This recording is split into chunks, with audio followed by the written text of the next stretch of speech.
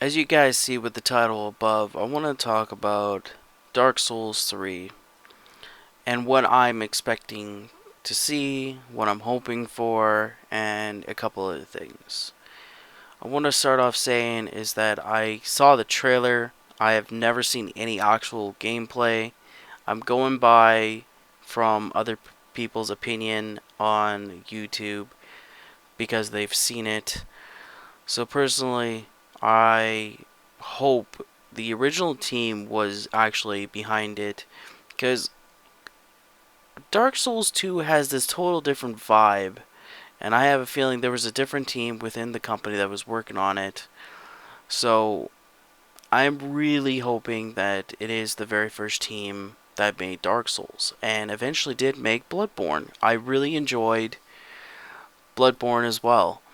The whole vibe, and from what I understand of people talking is that it kind of has the look of Bloodborne and a couple other mechanics that Bloodborne has. So I'm really hoping they're going to actually, have another layer of customization for your character.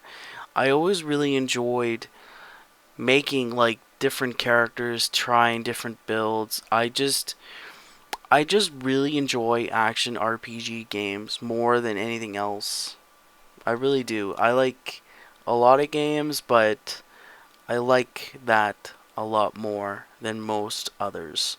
So far from what I completely understand is that when you pick a certain type of weapon, you can specialize in that type of weapon, or you go into different stances with those type of weapons, or you do other type of cool interesting attacks. Like for an example, with the Kirk hammer, you can do an attack that actually pulls out the two-hander while you're still doing an attack.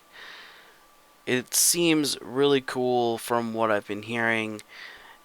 I hope what I'm really hoping for is that depending on how you actually spec your character, because I would like more than just upgrading strength or upgrading dex, the basic type of grid thing that's been going on, that you can actually like pick certain things in a different type of grid or some type of other thing where you can specialize in other abilities. Because, for an example, from what I've been hearing from Vate, is that you can specialize in bows, great swords, and other type of weaponry. And I think that is really kind of cool because that brings your character to a different level of customization, and it opens up other opportunities that you can try other stuff later on, like I mentioned.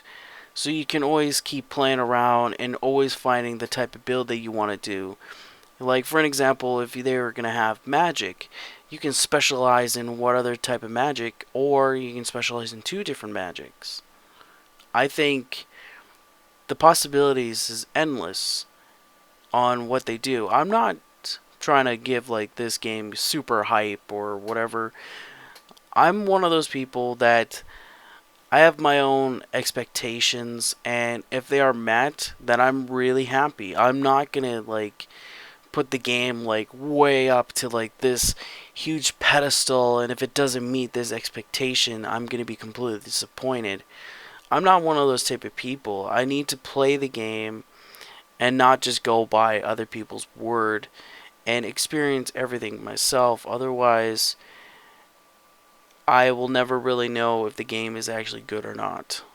Another thing I want to bring up is the whole level design thing. I really liked how Dark Souls did it and Bloodborne, where you go into the area and if you're like running down on your potions or whatever healing items you have at the time, and you want to get there, you want to get to that next bonfire, right? But you don't want to run the risk of dying and then losing all the souls that you gain. Some people are like that. I'm not, when I reach like a certain like level, I stop caring about the soul thing. But it's the whole concept behind it. It's, should I continue, unlock the shortcut, and then it'll be easier for me to get back to where I once was. That is the type of thing I find really, really rewarding. Like when you go through, like they did at the bell tower with the two gargoyles, that platform that you get to stand on, that type of concept that I really like. That you went through all that area and you're right back to the very first bonfire that you run into once you actually hit the mainland. I want to change topics and actually talk about PvP. I'm not really interested in PvP as much as like other people are. I am more of a PvE type of person. If it does happen, it does happen. But the thing that I really hope for is that it doesn't have the invasion system like in Dark Souls 2.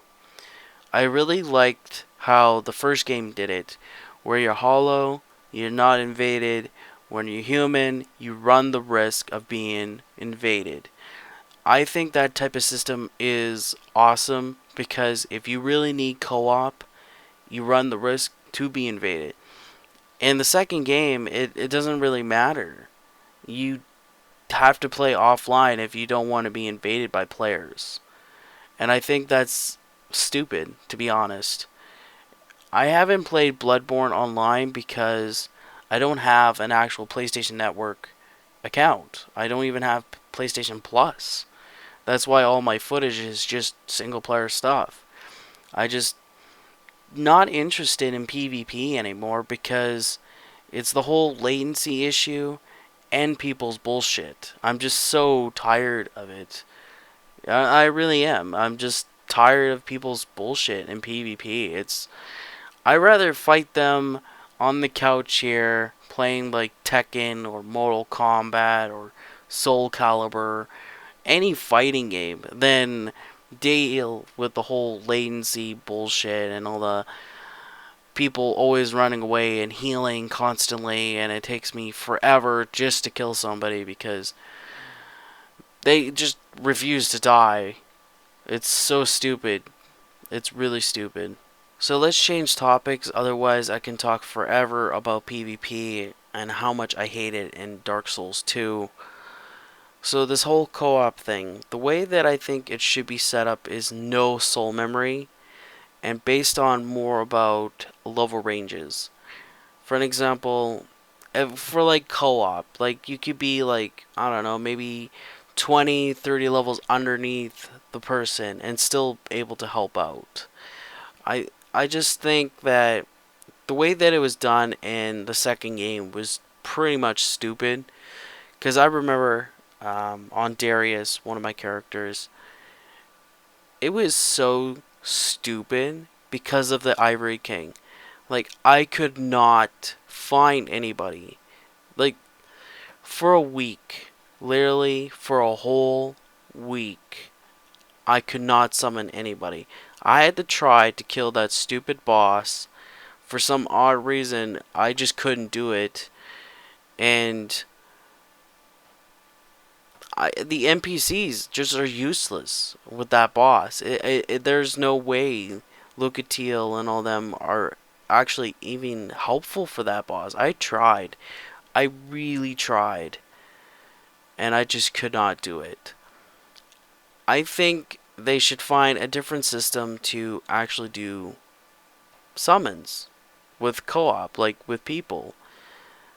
I really think so because the second game did it just it was just horrendous, like really bad. Having, I don't know, maybe 20, 30 levels underneath your character, like in the future, like level 150 plus, but at the beginning stages, I think maybe 20 level gaps is perfect. Or, I don't know, some other type of system that makes it easier to summon somebody around your level that can actually help you. I'm just throwing out ideas.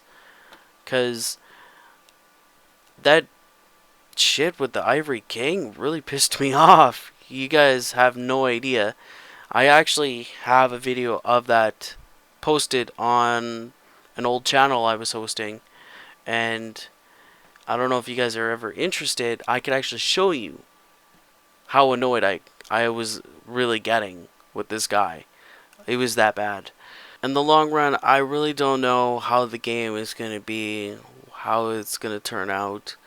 The only thing I could really hope for is more gameplay in the future that I'll eventually see, and more trailers, depending if they actually release more trailers, and just check it out. And when the game finally comes out on PC, I'm plan on buying it. Unless I really want to play it on console, then I might buy it sooner. Other than that, I hope for the very best for them and try to make a really awesome game that a lot of people are going to really enjoy.